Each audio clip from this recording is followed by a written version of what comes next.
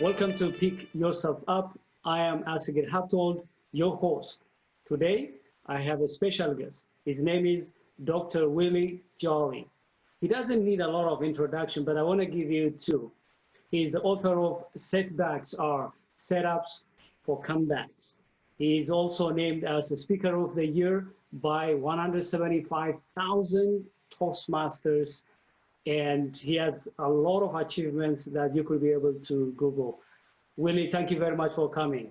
Assegid, my dear friend, it's a pleasure to be on with you. Well, you know, you are such a dynamic and powerful presence as part of the National Speakers Association, the DC chapter. I'm a former president there, and when I met you the first time, I was so impressed and inspired because of your story and your commitment and your excitement and your enthusiasm. So I'm grateful to be on with you. And I start this interview as I start all interviews and all my radio shows and all that I do around the world. I have only just a minute, only 60 seconds in it.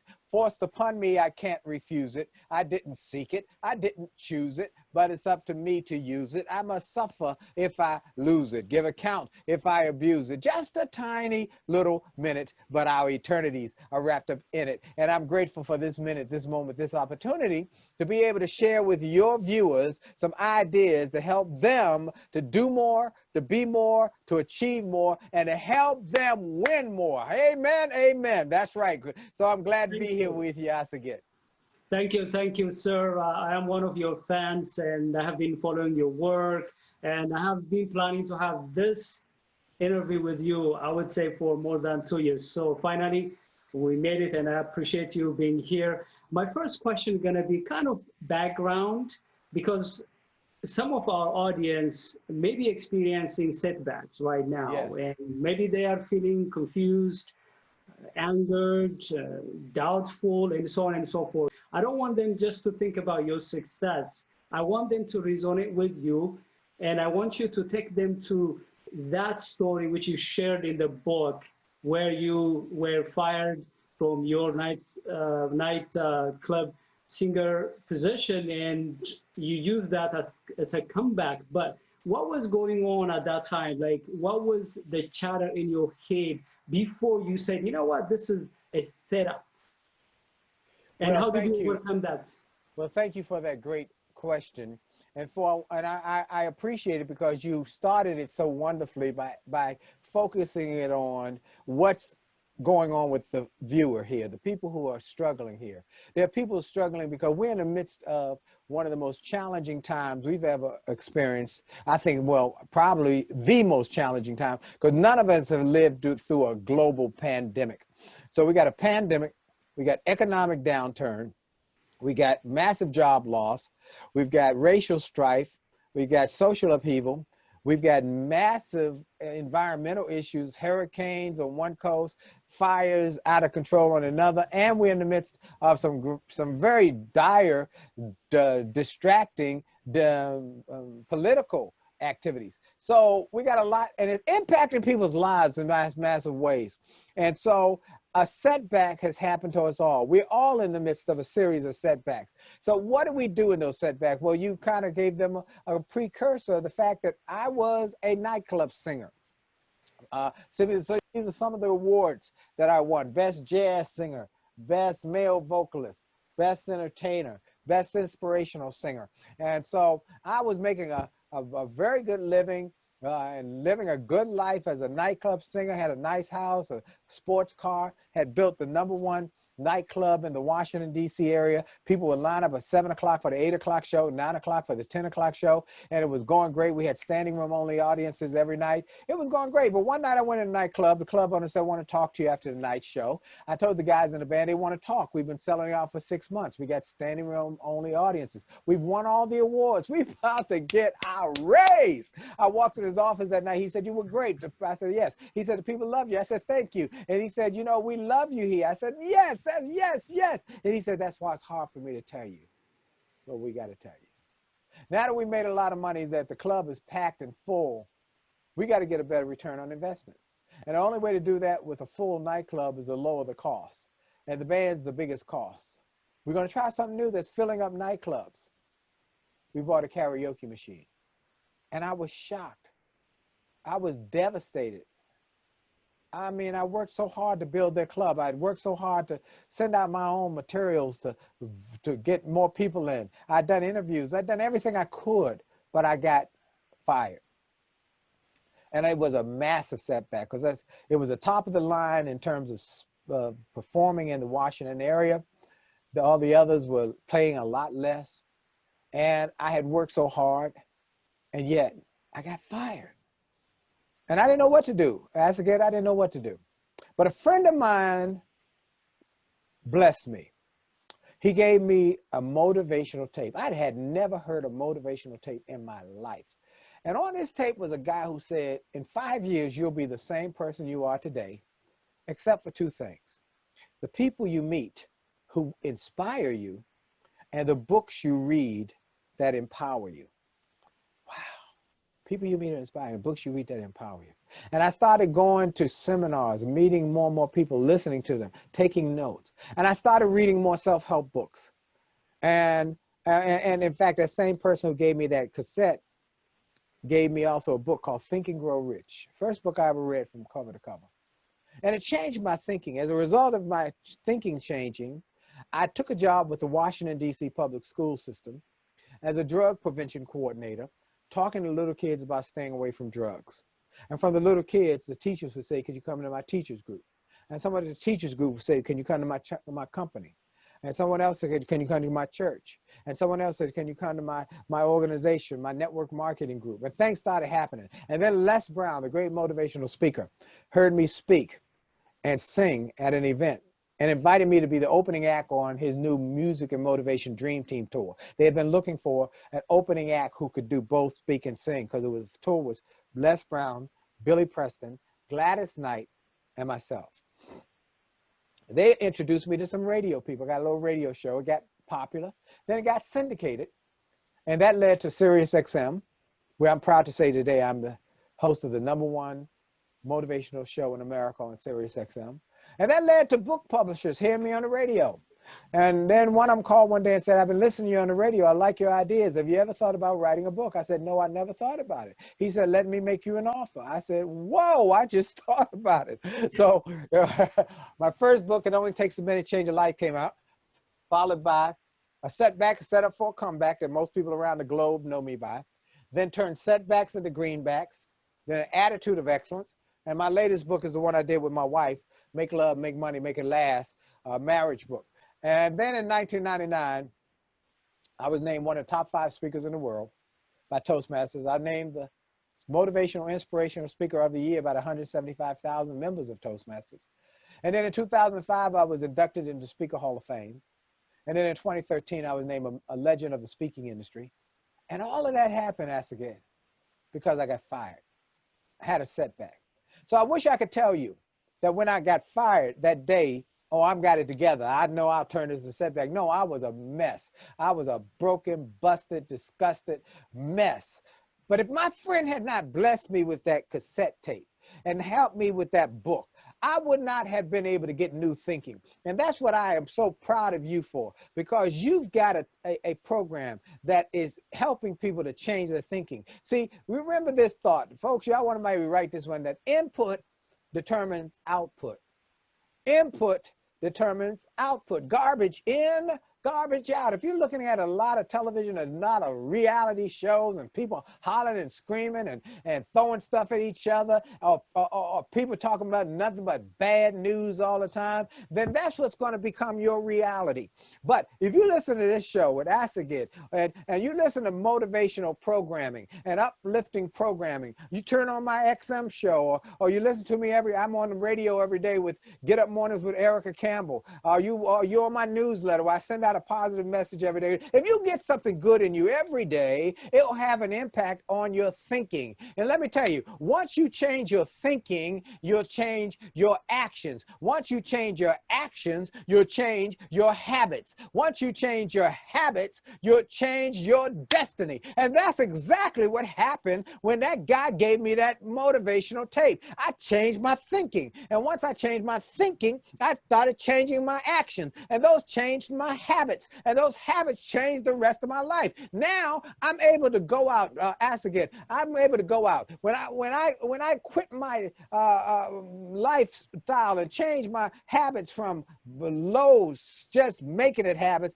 to productive performance improvement habits, everything changed. So now I used to sing in that nightclub, and I looked at my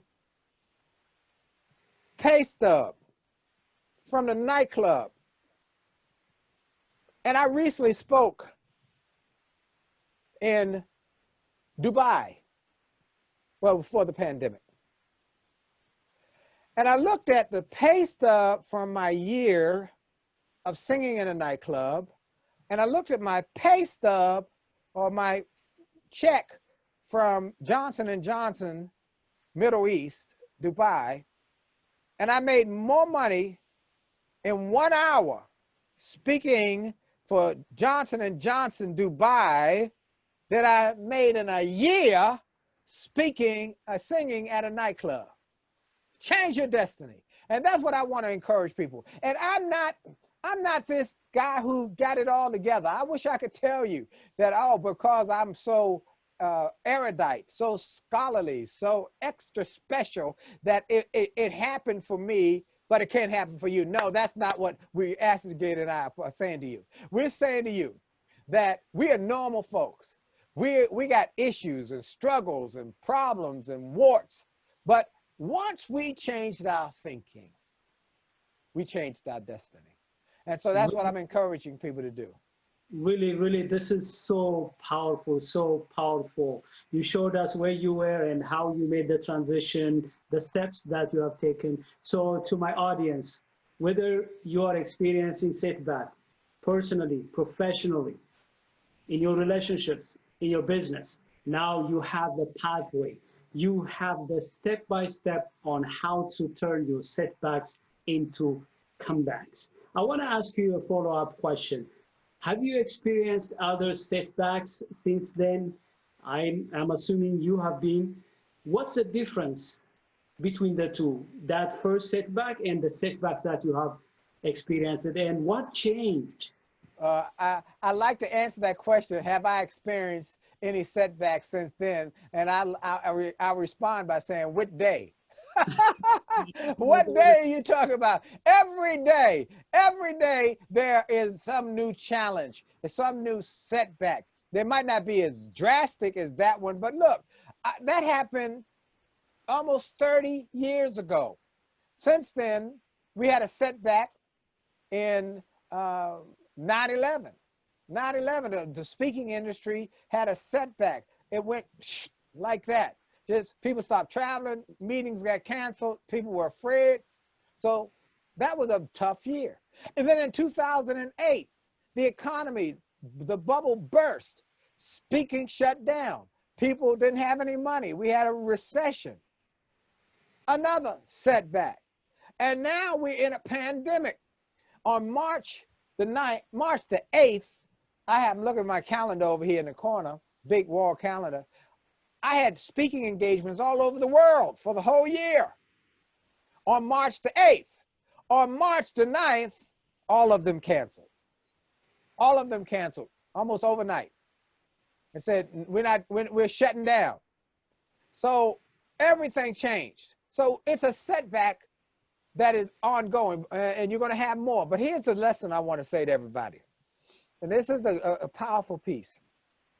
I just shared with you that series of setbacks that I've experienced, and I had a whole lot more. I've had people reject me, people, in television programs I was on, all sorts of things. But those are just day to day. But here's what I want you all to understand: that history teaches us lessons, and one of the lessons history teaches us is that every decade there's going to be a crisis, whether it's some of you too young. I was a little boy in the 1960s. Martin Luther King got killed. JFK got killed. Robert Kennedy got killed. Malcolm X got killed. It was riots. It was just crazy time. Then 10 years later, there was a recession. People were lining up for gas. I remember that as a teenager.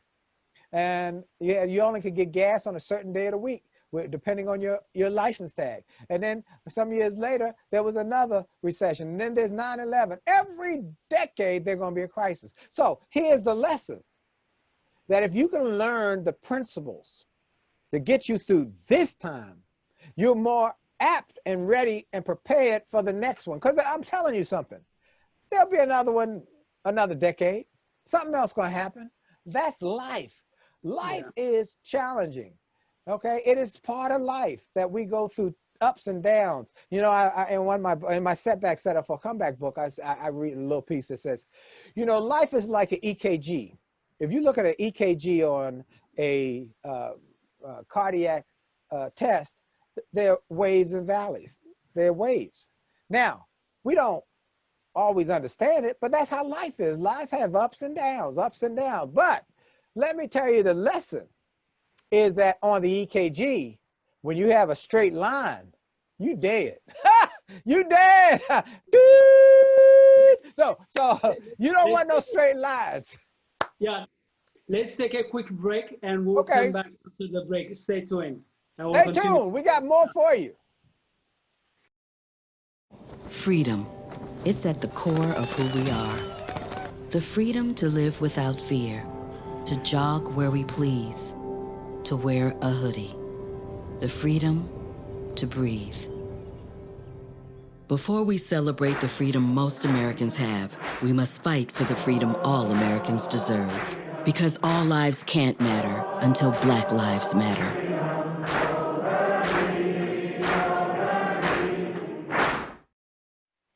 Welcome back to Pick Yourself Up. I am Assegid Habtewold, your host. I am with Dr. Willie Jolley. We'll continue our discussion about how to turn setbacks into comebacks. Hey, Willie, before you ask me a question, I want to do something, if you don't mind. I want to promote a book, if you don't mind. Can I promote a book? There's a book called Unchain Your Greatness. I want you all to go buy this book.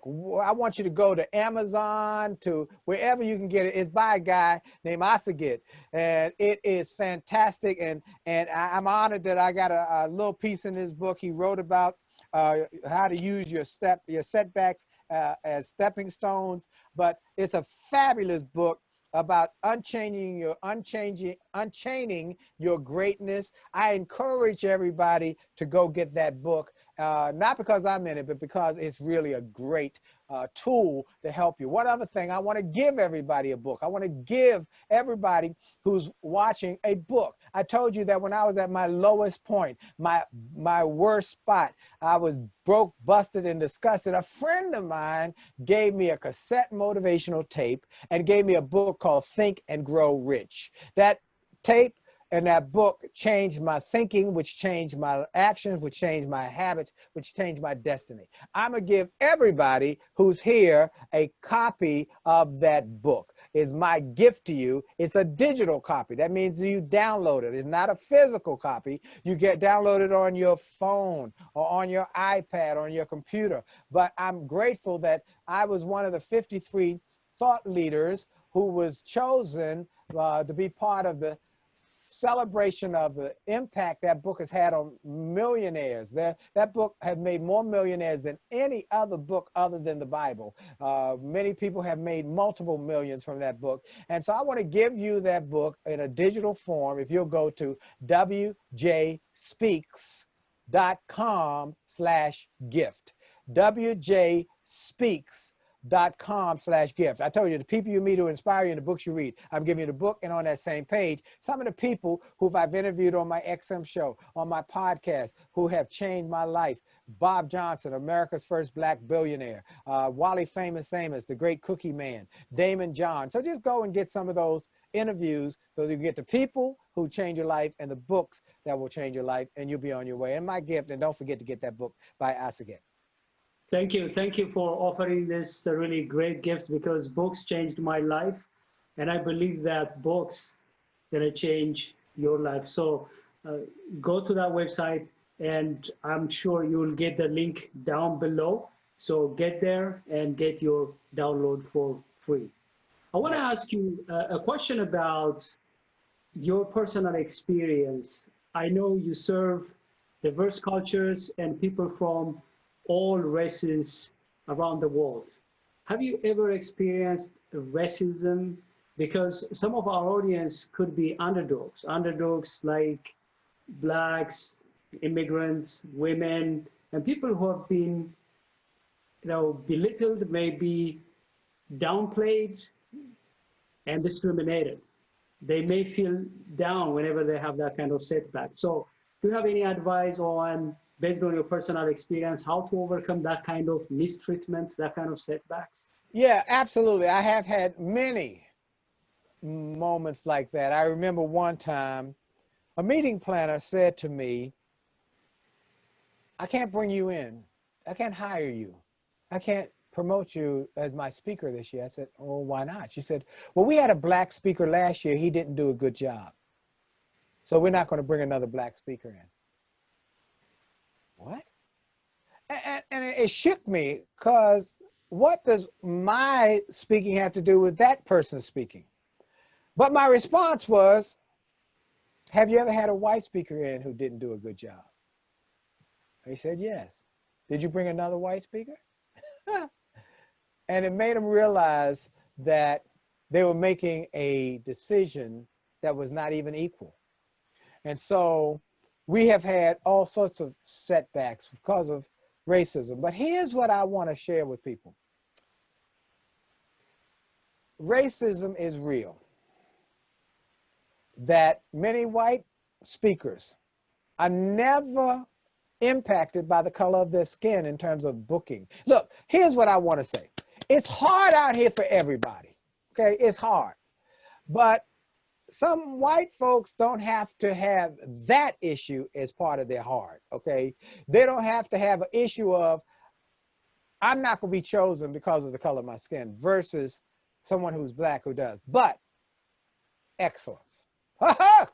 Excellence is the great equalizer, folks. Oprah Winfrey is black, but she said, I made a decision to be excellent. And excellence is like truth. You can push it, you can cover it, you can try and keep it down, but it will always rise to the top. It's the creme de la creme concept, that the cream will always rise to the top. And so I want you to pursue excellence. Outwork your competition. If they pay you a penny, give them 2 pennies worth of work. If they pay you $1, give them $2 worth of work. Outwork them. Will there be setbacks? Yes. Will they sometimes discriminate against you? Yes. But you know what? Excellence is always going to take its place. General Colin Powell, who I had on my XM show, black, he became the Joint Chiefs of Staff. We've had great achievers, Barack Obama, black, but those who make a commitment to excellence will overcome those who try and keep you down. You know, I think it was Thomas Edison who said that the great thinkers and the great minds are always being impacted by the negative thinkers and the negative minds who are trying to keep you from being all you can be. But you got to continue to think big, go big, and be excellent. It's going to be a hard road. That's it, but you do that, you'll win.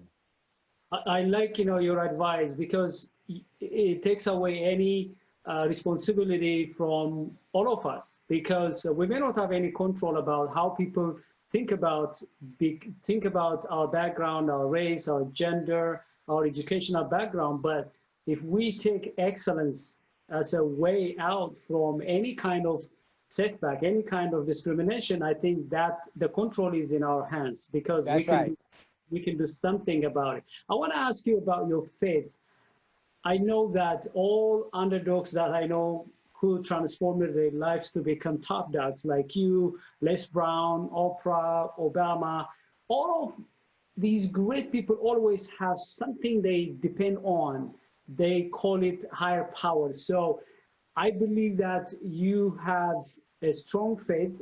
So what's the role of your faith in outlasting setbacks? And do you have any a story that may tell us that you have been benefiting from your faith? You know, thank you for that. That's a great question. And the answer is yes, I am a man of faith. And I am not only a man of faith, but I'm a man who believes that I am a blessing or been blessed because I have been giving God glory. I give God a glory. If you ever have my podcast, I encourage everybody to go listen to my podcast. It's very popular now, and Willie Jolley Wealthy Ways podcast, or you can listen to my XM show. But I start every podcast by giving God glory. I tell people, you know what? I know everybody doesn't believe like I believe. Some people don't believe at all. And I'm not trying to convince you. I just know who is buttering my bread and who gave me the bread in the first place. And I'm doing my part, and I know God's going to do his part. And together we've created a winning team. So I give God glory. I am grateful. Some years ago now, 2014, Zig Ziglar, the great motivational speaker, the dean of motivation, was my mentor. When he died, I got a call in 2014 from the Get Motivated tour. For many years, it was Zig Ziglar, General Colin Powell, and Les Brown as the keynote speakers on the Get Motivated tour, going all over the country. And when they came here to Washington at the big center where they play basketball, I was in the front row taking notes. I just was excited about being in the presence of those great folks.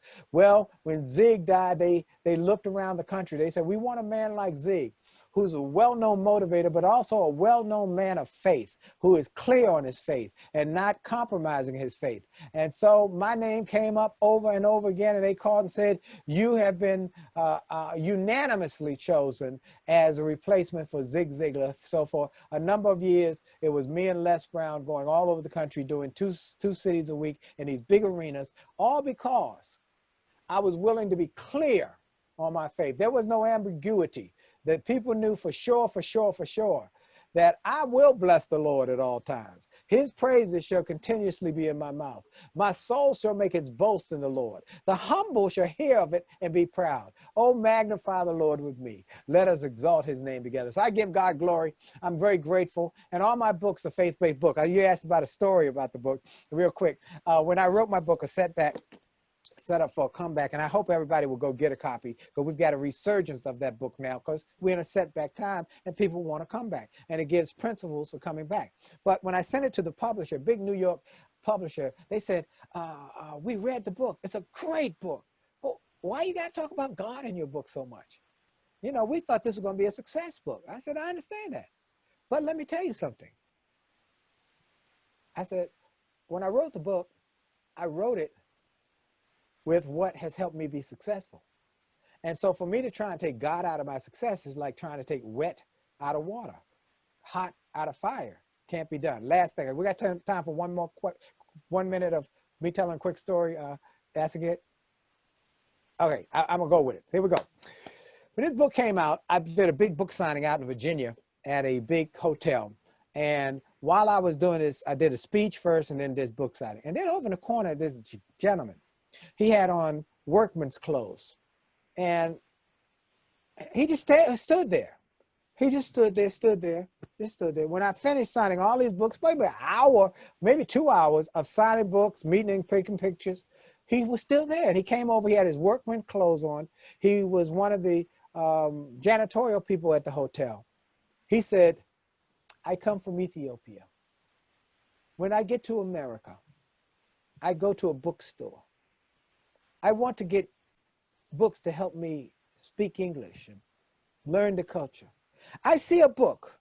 A setback is a set up for a comeback. I buy the book. I read the book. It changed my life. I accept God, and I accept my future as possibility filled. I never thought I'd meet you. So I wait till you were finished so I could meet you and get my book signed. He pulled his book out. I signed it. We took a picture. And that was one of those stories that inspired me, that I knew that this book, I tell people often, this book didn't come from me. It came through me. I was just a conduit. I was just a tool that God used to get a book to people to give them hope for the future. So I'm just grateful, my friend, for being able to do that. Thank you for sharing that, because I know that I read a lot of autobiographies, biographies, how underdogs have been depending on their higher power. We may have different faith, different beliefs, but we all have something that we rely on, and that's important for us to come out of our challenges, difficulties, and setbacks. Thank you for sharing that. Do you have any last minute, how people could be able, because we have just 1 minute. Okay, very good. Look, I want to send everybody to winwithwillie.com. Winwithwillie, WILLIE.com. Sign up for my newsletter. You'll get my newsletter. You'll get 1 minute motivational messages every day that will change your life. Also, you'll see my new music video, We'll Get Through This, and we'll have all sorts of other things on there. There's my faith site, my marriage site, my youth site, all on that one page, winwithwillie.com. Go to get it. And remember that your best is still yet to come. Thank you very much. So powerful. I wish we have more time, but we don't have, we have to stop it. But I want to thank you on behalf of our audience. Dear our audience, I hope you enjoyed this discussion. We want you to engage with us because we want to bring empowering speakers like Dr. Willie Jolley. We want you to engage with us, suggest for us who we should interview, what topic to cover, and what questions to ask. Go to social media, send us emails. We want to engage with you. Until I see you with another program, have a great time. Thank you very much for watching.